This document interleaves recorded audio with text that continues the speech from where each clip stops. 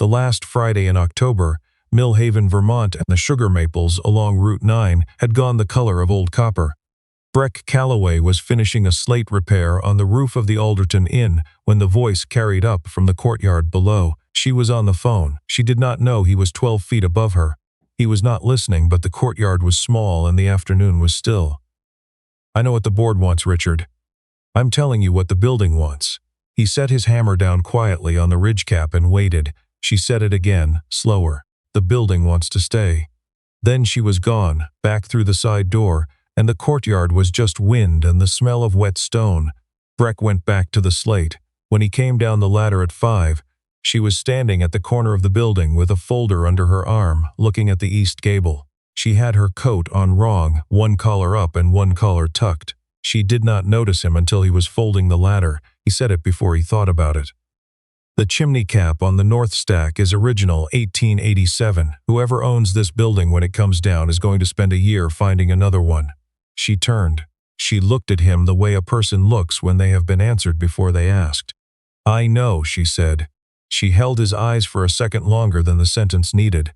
Then she looked back at the gable and walked inside. "If that opening pulled you in, drop the word 'stay' in the comments before we go on." The next morning, Breck drove his daughter to school.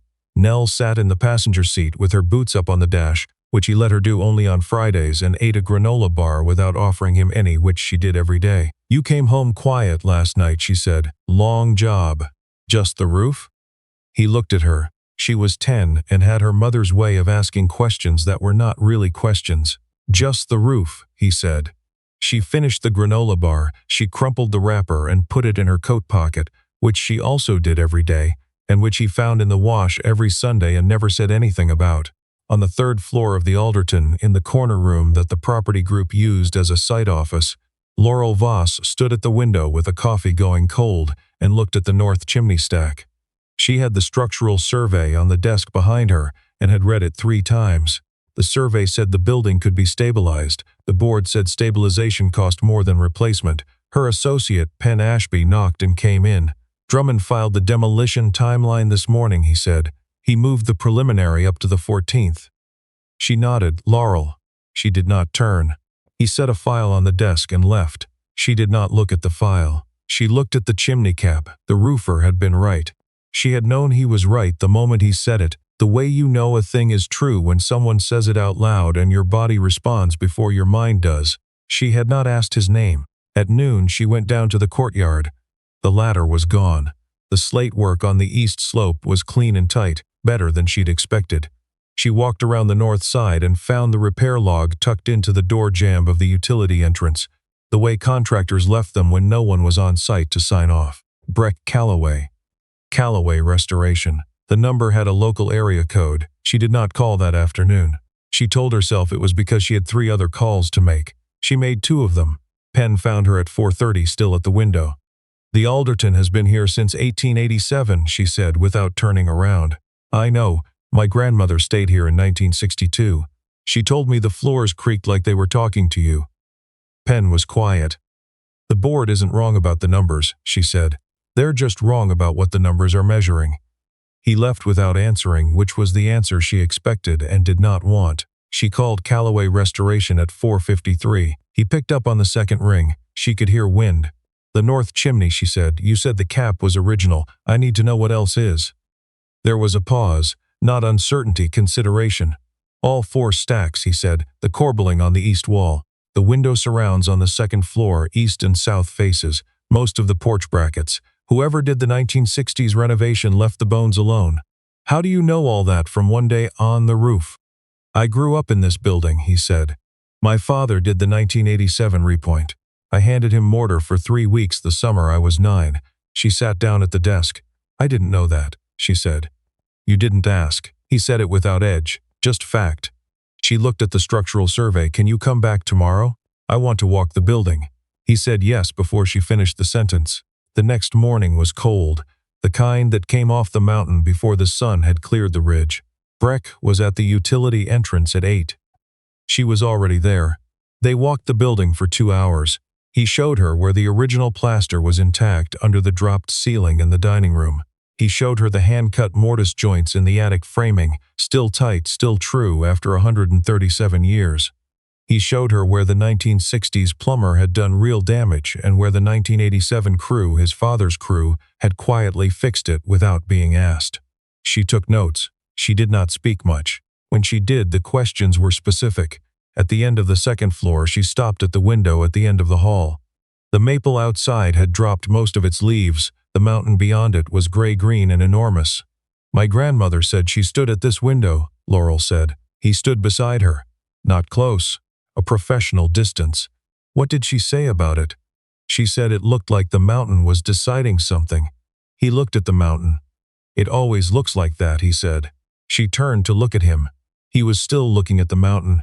His profile was something she filed away without meaning to.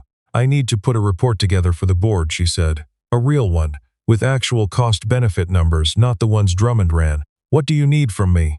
"Everything you just told me. In writing. With specifics." He looked at her then.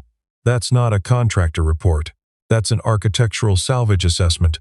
"I know. I'm asking if you'll do it anyway." He was quiet for a moment. "By when?" "The 14th. That was 9 days. "All right," he said. He drove home that afternoon through the copper-colored maples and called his father from the truck. Walter Calloway was 71 and lived in the same house on Birch Hill Road where Breck had grown up. He picked up on the first ring because he always did. "The Alderton," Breck said. His father was quiet for a moment. "They're not tearing it down. They might." Another silence. "What do you need?" "Everything you remember from '87. Every original element you documented. You kept records." "I kept everything," his father said. "Come for dinner." Nell came with him. She sat across from Walter at the kitchen table and ate 2 bowls of potato soup and asked Walter about the Alderton the way she asked adults about everything, directly and without preamble. "What was the best part of working on it?" Walter looked at her over his soup. "The plaster ceiling in the front parlor. Egg and dart molding, all hand done. I'd never seen anything like it, and I've worked on 100 buildings. Is it still there?" Breck looked at his bowl. "Under a drop ceiling, yes." Nell nodded slowly. "Then they can't tear it down," she said, as if the matter was settled. Walter looked at Breck across the table. Breck said nothing. He finished his soup. That night, after Nell was in bed, Walter brought out 2 banker's boxes from the back room. Field notes, photographs, material samples in labeled paper envelopes. The documentation from the 1987 repoint job, complete and meticulous, the way Walter had done everything. Breck sat at the kitchen table until midnight going through them. Laurel was in her site office at 7 the next morning when Penn arrived. She had the board presentation open on her laptop and was rewriting the cost-benefit section. "You're using the contractor's numbers?" Penn said. "I'm using accurate numbers," she said.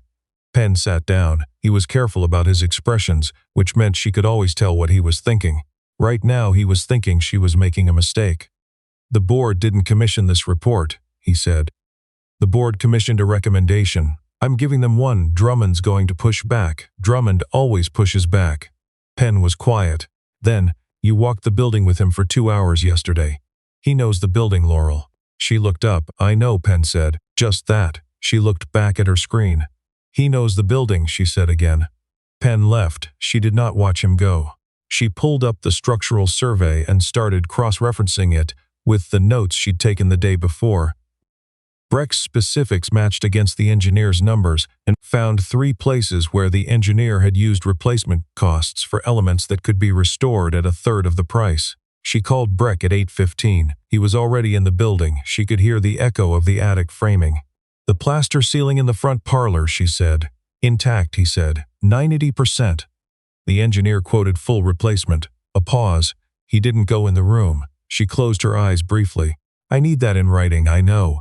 He said it the same way he said everything. Measured, like a man who had learned not to waste words. She found out why that afternoon. Penn had looked him up. He left the printout on her desk without comment. A 3-paragraph item from a Vermont architecture journal 6 years old. Breck Calloway, then 34, had won a state preservation award for the restoration of a covered bridge in Heartland. The article noted that he had completed his architecture degree at UVM, but had returned to restoration work. After the death of his wife, it did not say more than that. Penn had not highlighted anything, but she read the whole thing twice. She did not mention it when Breck came down from the attic at 3 o'clock. He set his notes on her desk, 12 pages, handwritten, with reference photographs clipped to the relevant sections. The handwriting was architect's handwriting, the kind you learned in school and never lost. She looked at it. She looked at him. "You have a degree," she said. He was washing his hands at the utility sink. "I have a lot of things," he said. "Why are you doing roof repairs?" He dried his hands. He did not answer right away, and she did not fill the silence. "Because the buildings need it," he said. "And because Nell's school is 4 miles from here, and her grandmother is 3 miles in the other direction, and there wasn't another reason to be somewhere else." She nodded. She looked back at the notes. "These are good," she said. "I know," he said, not arrogant. "Just true." The days went fast. He worked. She wrote. They crossed paths in the building twice a day, sometimes 3 times, and the conversations were about mortar mix ratios and load transfer and original hardware and whether the pressed tin in the back corridor was salvageable. They were not about anything else, but on the 6th day she arrived at the building to find a thermos of coffee on her desk and a note in his handwriting. "Mill on Route 9 had the right roast. Didn't know if you took anything in it." Black seemed likely. She drank it black. She did not say anything about it when she saw him. On the 8th day, Nell came to the site after school because Walter was at a doctor's appointment and Breck hadn't been able to reach the neighbor. Nell sat in the corner of the site office with her homework and did not complain about it.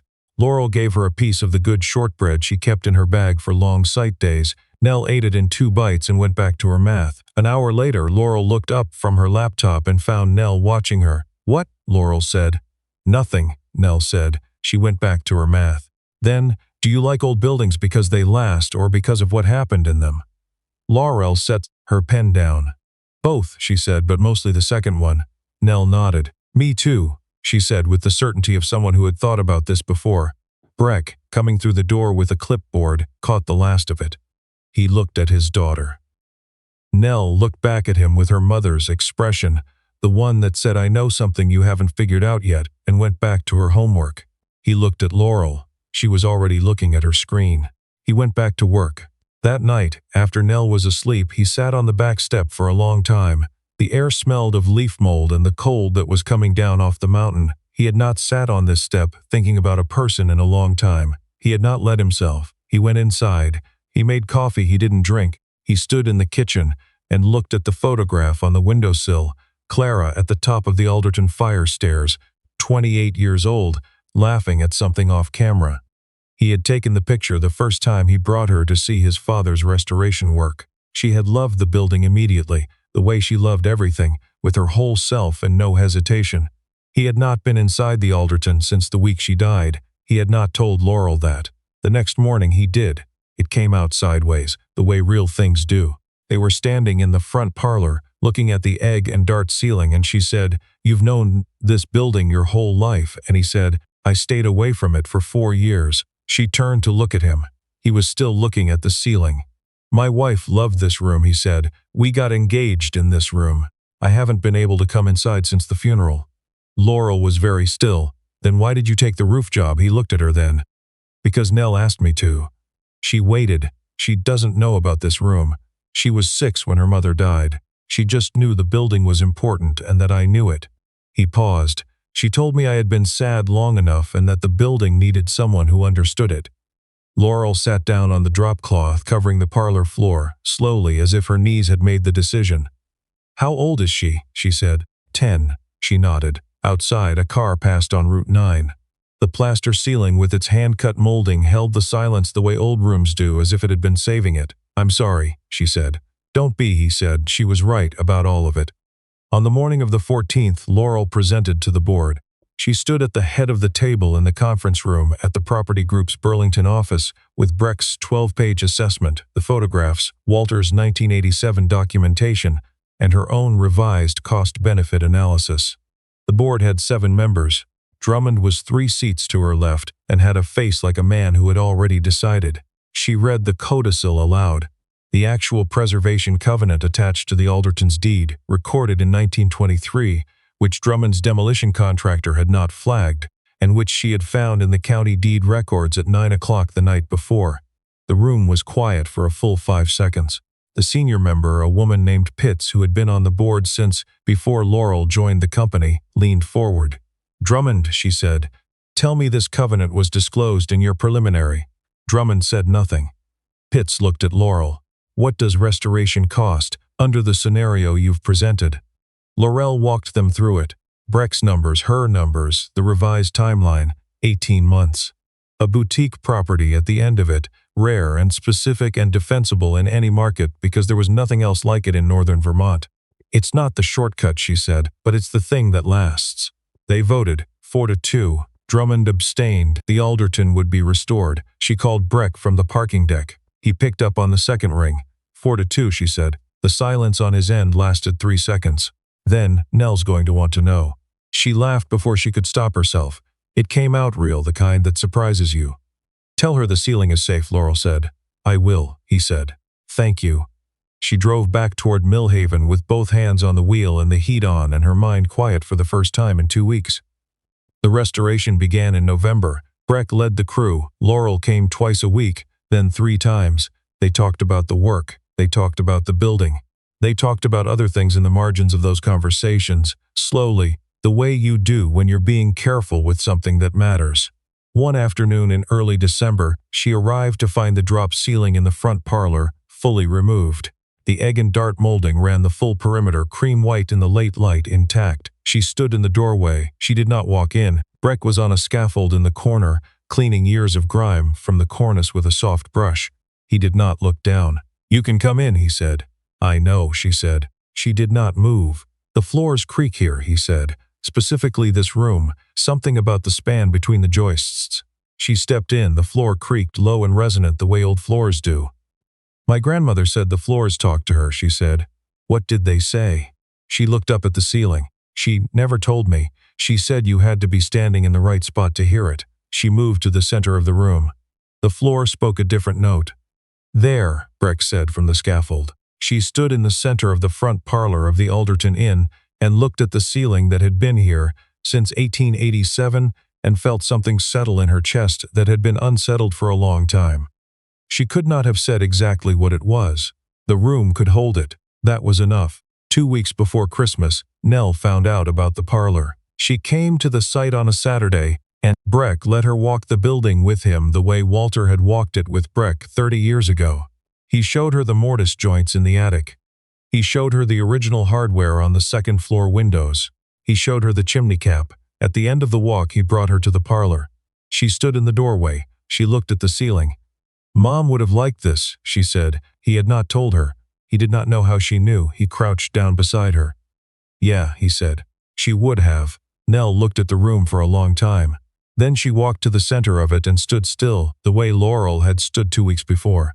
"The floor talks here," she said. "It does. What does it say?" He thought about it honestly, the way she deserved. "I think it says the building is still here," he said. "And so are you."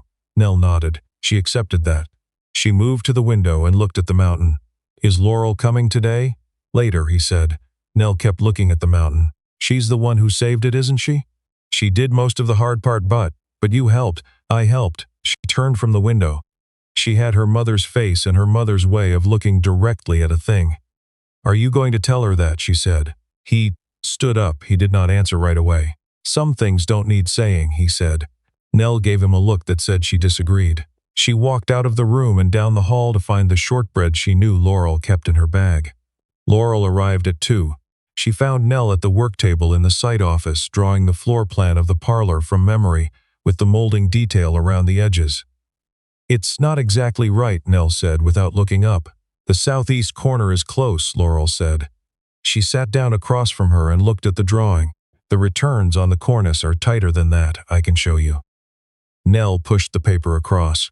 Laurel picked up the pencil. For 20 minutes they sat at the work table and drew the molding together, Nell asking questions and Laurel answering them, until the drawing was better than either of them had started with.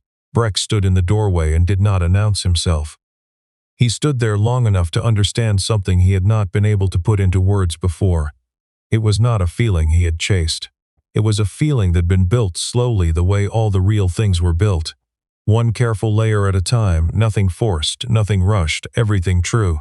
He went back to work. That evening, Drummond was waiting in the parking area when Laurel came out to her car. He stood in the cold with his hands in his overcoat pockets, and he smiled the way a man smiles when he still thinks he has something. "The covenant has a provision for hardship exemption," he said. "It does," she said.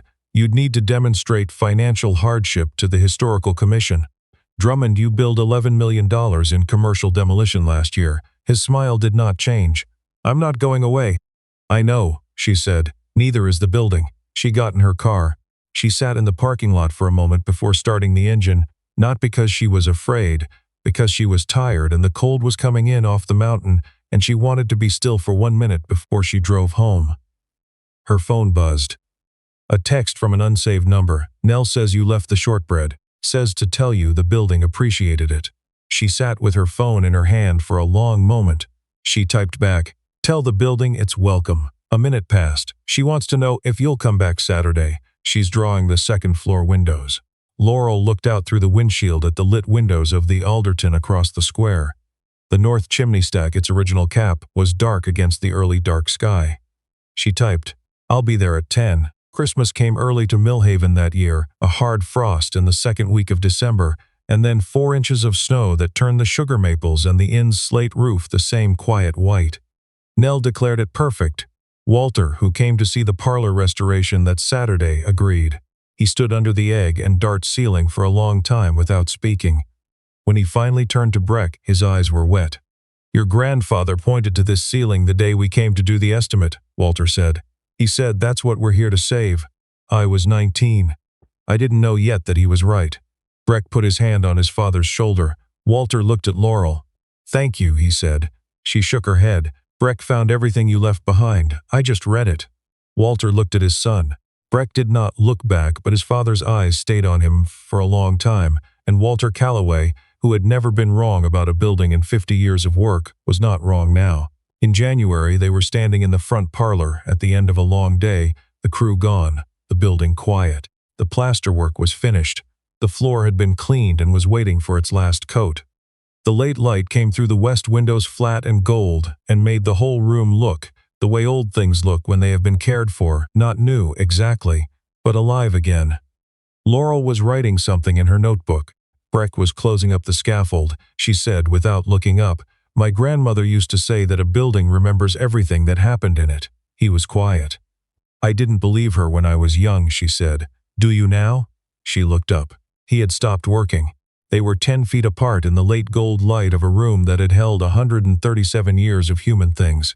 "Yes," she said. He crossed the room, not quickly. Not as if he had decided something in that moment, because he had been deciding it slowly for 3 months, and the moment was only when he finished. He stopped close to her. He reached out and tucked a piece of her hair back, carefully, the way you handle something old and particular. He stopped with his hand at her cheek. She did not move. The building held them for a count of 3. Then she said, "Not yet." "I know," he said. He stepped back. She stepped back.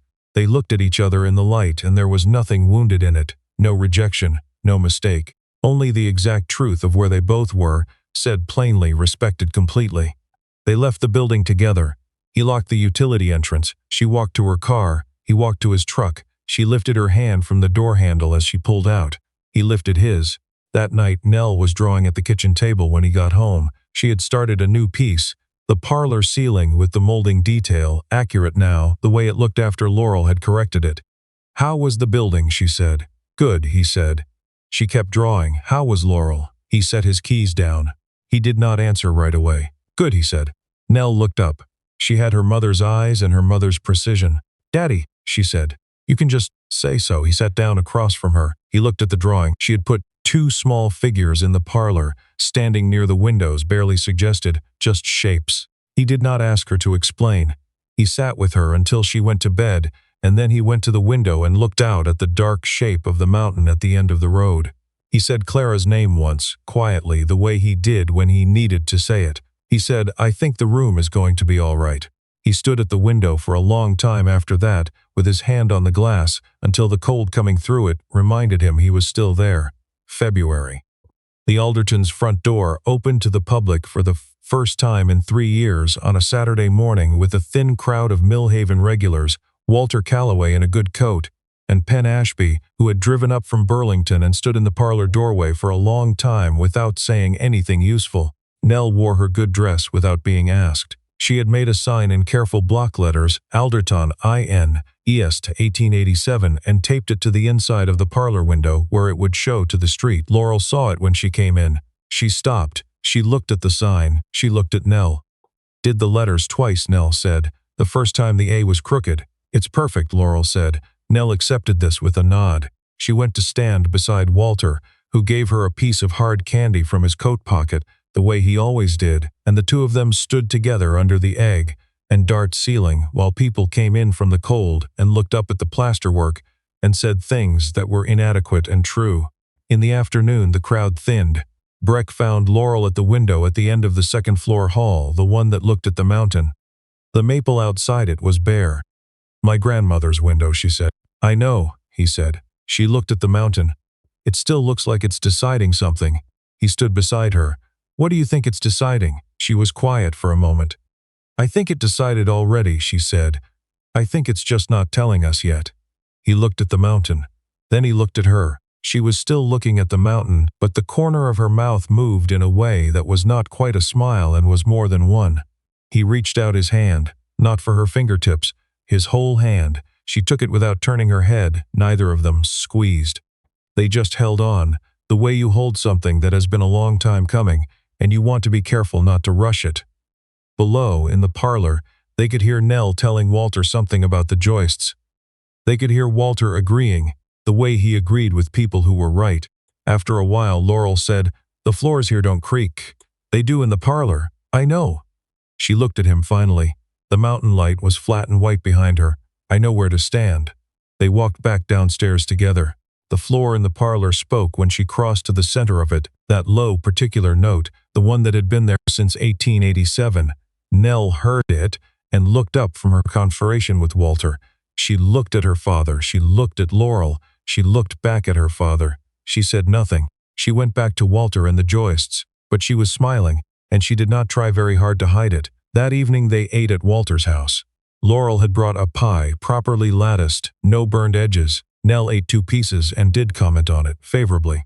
Walter told the story of the 1987 repoint 3 times, and it got better each time, and by the third telling, Breck's 9-year-old self had been handed the most critical trowel in the history of Vermont masonry, and no one corrected him. After dinner, after Nell had fallen asleep on Walter's couch under an old quilt, Breck and Laurel stood on the back porch in the cold. The mountain was invisible in the dark. The stars above it were clear. She was looking up. "You never told me why you stayed in Vermont," he said. She was quiet a moment. "I almost didn't. I had an offer in Boston 6 years ago, good firm, the kind of work I'd been building toward." "Why did you stay?" She looked down from the stars. "My grandmother died the week I got the offer. I came back for the funeral. I drove past the Alderton on the way out of town, and it looked the way old things look when they've been let go, like they're asking you something." He waited.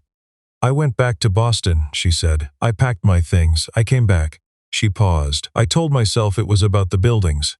"Was it?" She looked at him. "It was about not being the person who drove past," she said. He was quiet. The cold held them.